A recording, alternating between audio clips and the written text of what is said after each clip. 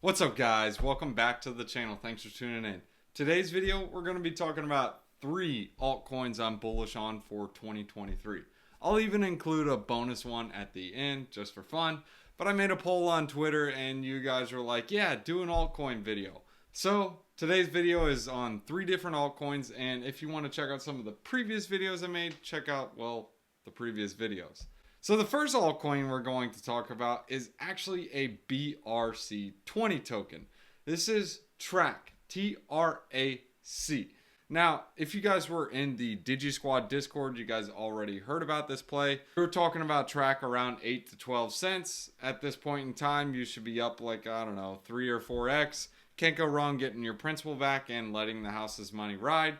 But it's a lower market cap coin. In my opinion, I still think it has room to run. This is a degen play. But if BRC20s are successful, I do believe this will have massive success. I'll show you a couple of reasons why.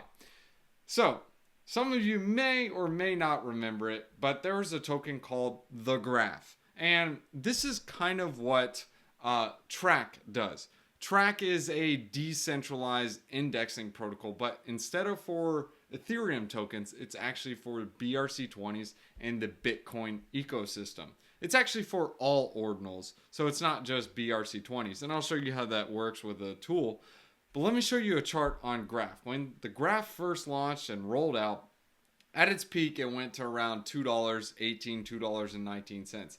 And it had a massive market cap. This was actually back during the bull run. It went to, at its peak, around a $6 billion with a B dollar market cap, and TRAC's only about a 7 million. So going back to show you what the Graph did, just going based on the time frames, this is basically the whole year of 2021.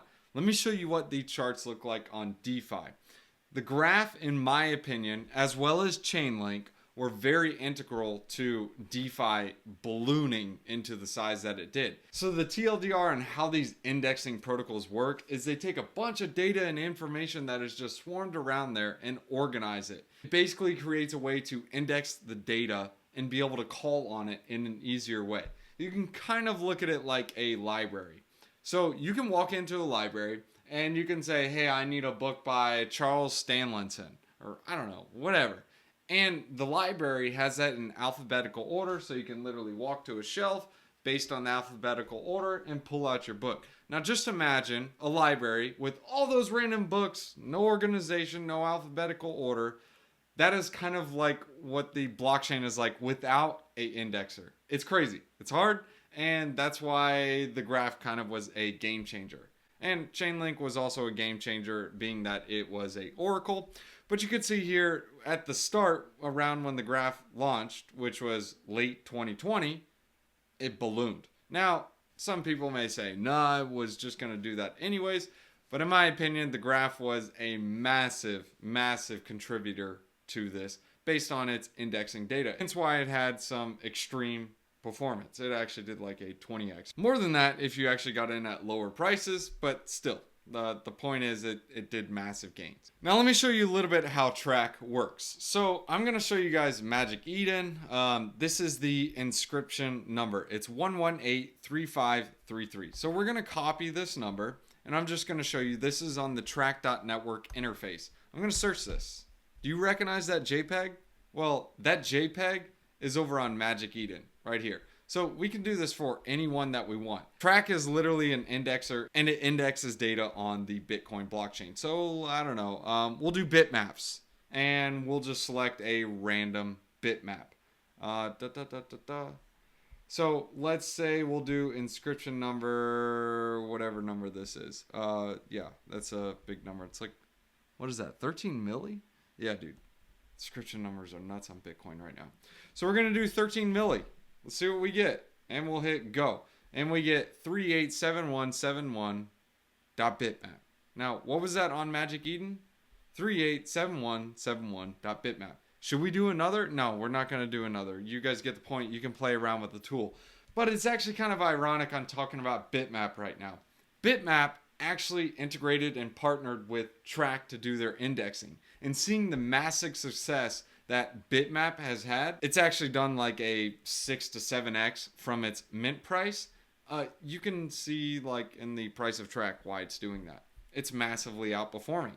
You can see it actually went from, it was consolidating around 12 cents, and then Bitmap actually came out in late June, but you can see here it started rising. It's up already like a 4x from its consolidation range. And this guy, I'm not even going to try to pronounce the name. He made a great thread.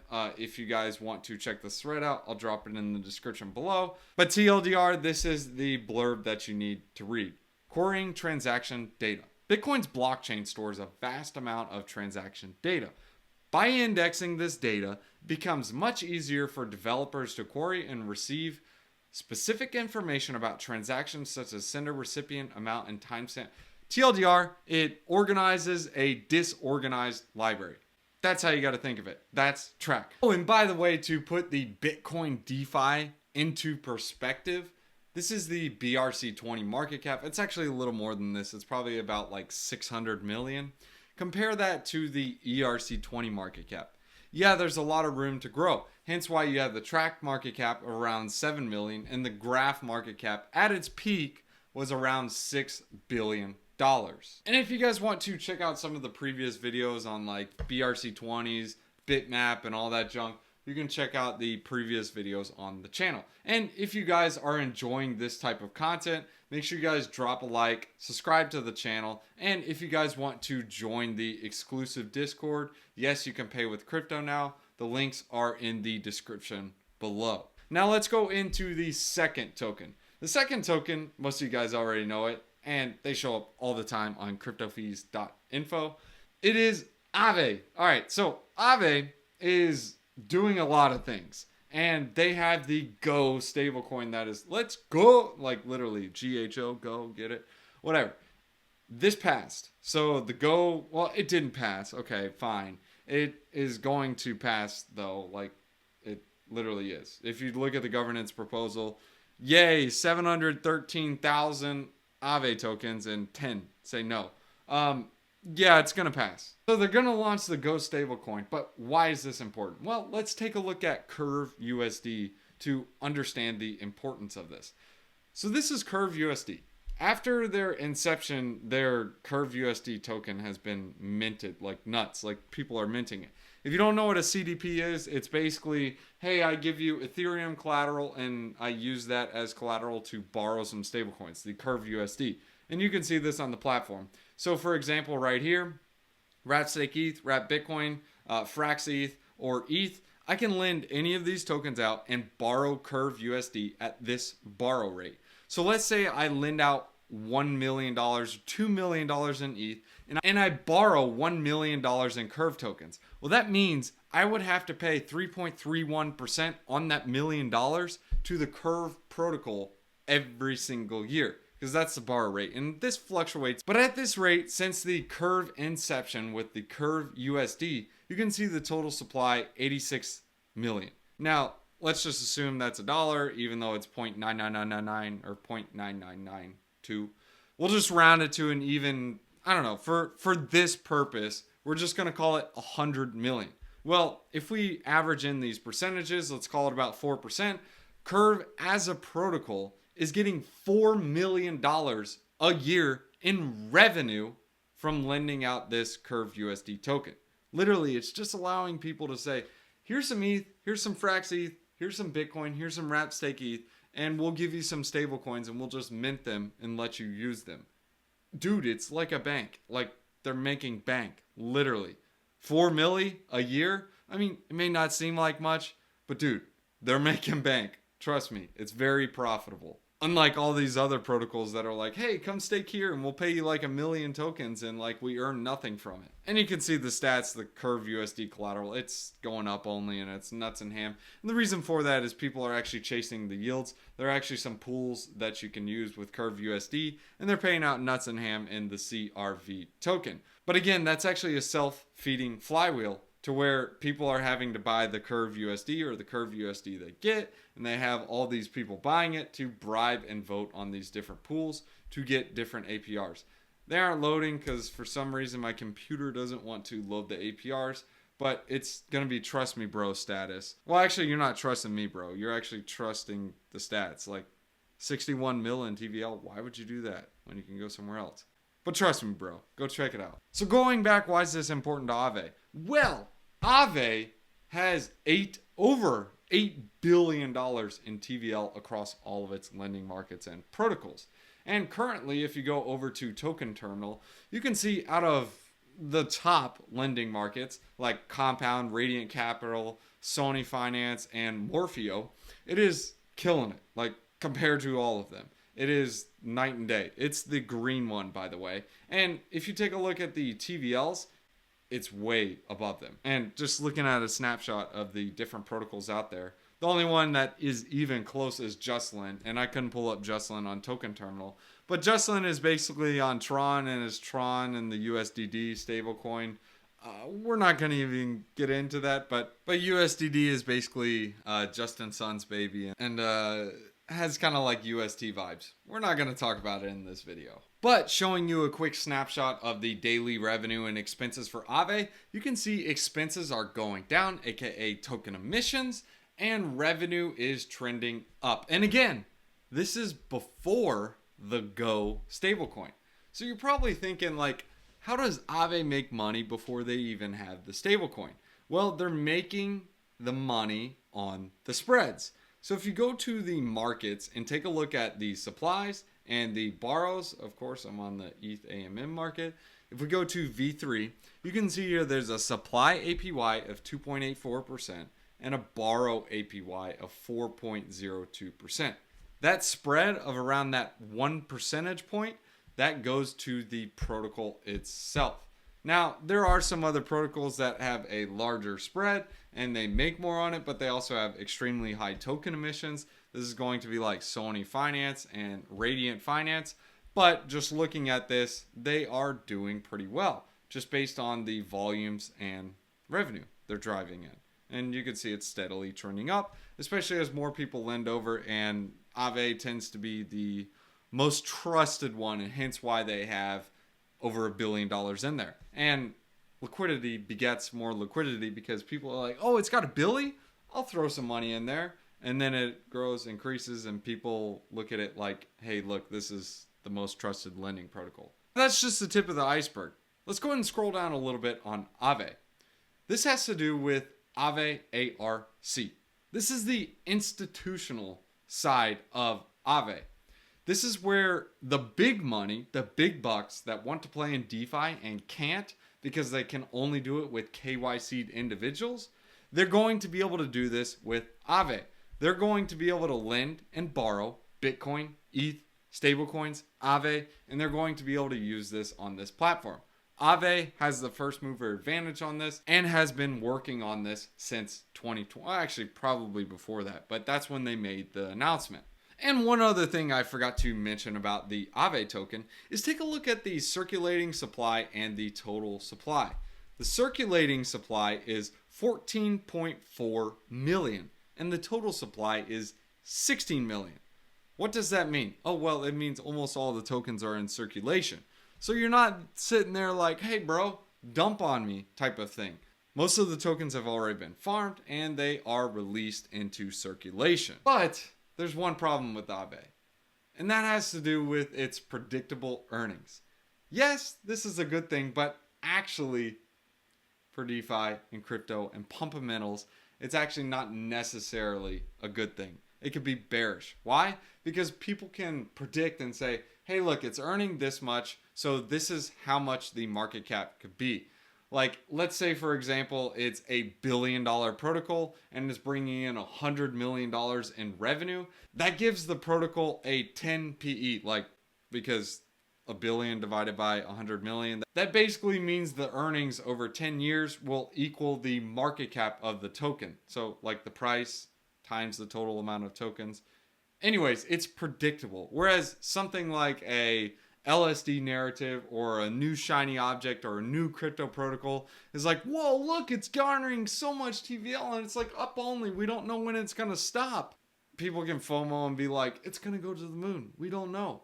And you can't really predict that. However, when you're able to predict that, then it's like, oh, well, this is the top of the price and you can cap it. But still, in my opinion, I'm going to leave Aave as one of those tokens I'm bullish on for 2023 and going into 2024 because of a lot of the fundamentals and the upcoming catalysts that it has. With the institutional platform being a major one, as well as the Go stablecoin. Because now this just generates more revenue and more profitability for the protocol. Instead of just lending out like USDC and DAI and taking those spreads, just bring it in-house and lend out your own stablecoin and just be like, use the Go stablecoin. Now the third token I want to talk about is Thorchain, the Rune token. You're probably watching this and being like, oh snap, not Thorchain. Thorchain, that thing's been hacked so many times. And yeah, it has been hacked, hence why the price has been down so much. However, what they are trying to achieve is extremely complex, and they are actually, in my opinion, the best in the space at achieving it. This guy's tweet sums it up perfectly. It's been 3+ years since, and I honestly don't know any solution other than Thorchain that can do trustless Bitcoin to ETH swaps in a scalable manner. Going back to the chart, I'll be frank with you. It looks rough. So basically the TLDR on what Thorchain does is it allows you to swap native assets with other native assets. Whereas normally, in order to do that, you either have to bridge and trade pegged assets like wrapped Bitcoin or like some of these random bridge assets on other chains. And after billions of dollars of hacks, that kind of gets tiresome. Especially when you're like, hey, I got USDC on this chain or wrapped Bitcoin, and it ends up going to zero because the bridge is hacked.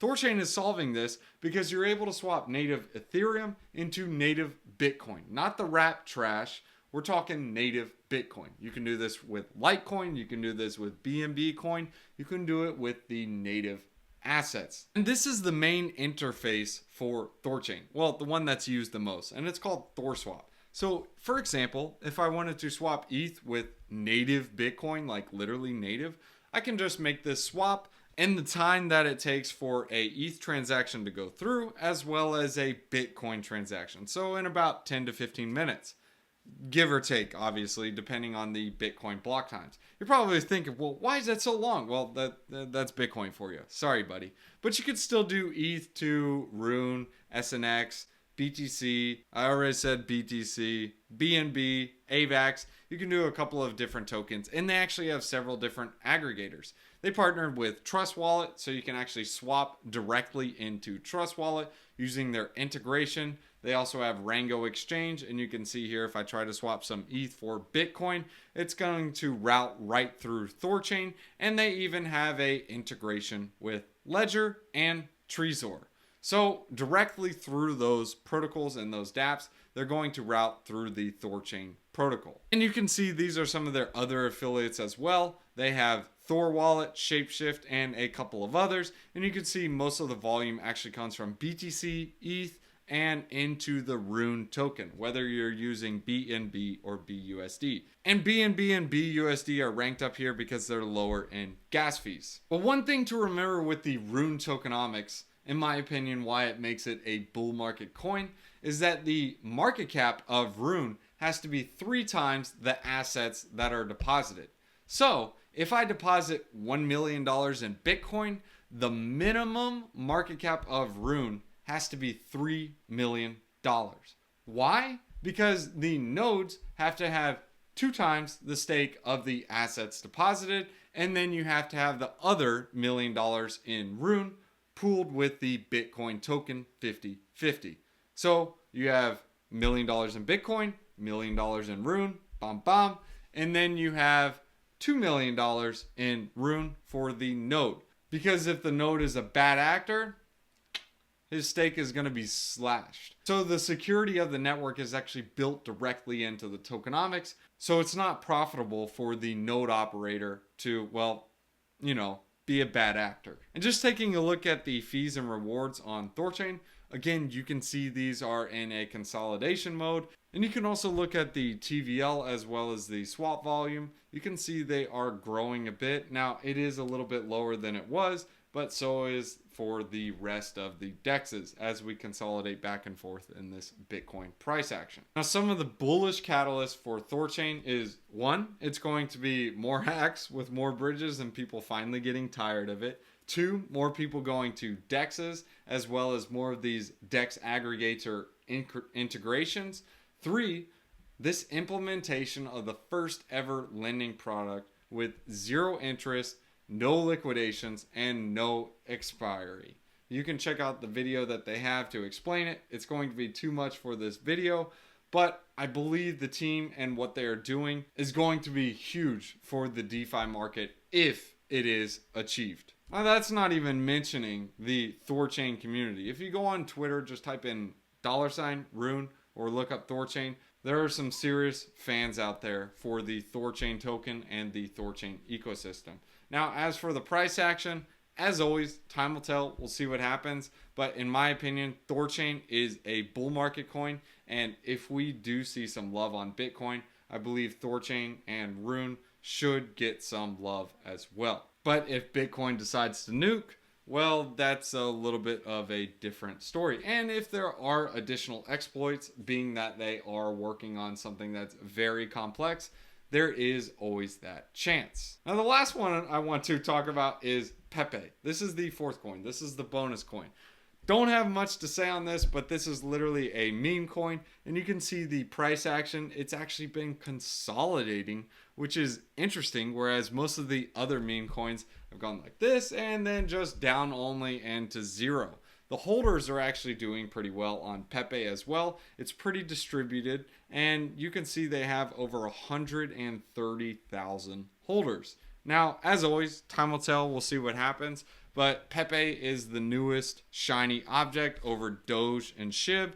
And in my opinion, it's going to do well for the meme coin hype and the meme coin mania. It's like memes 2.0, just like we have DeFi 2.0.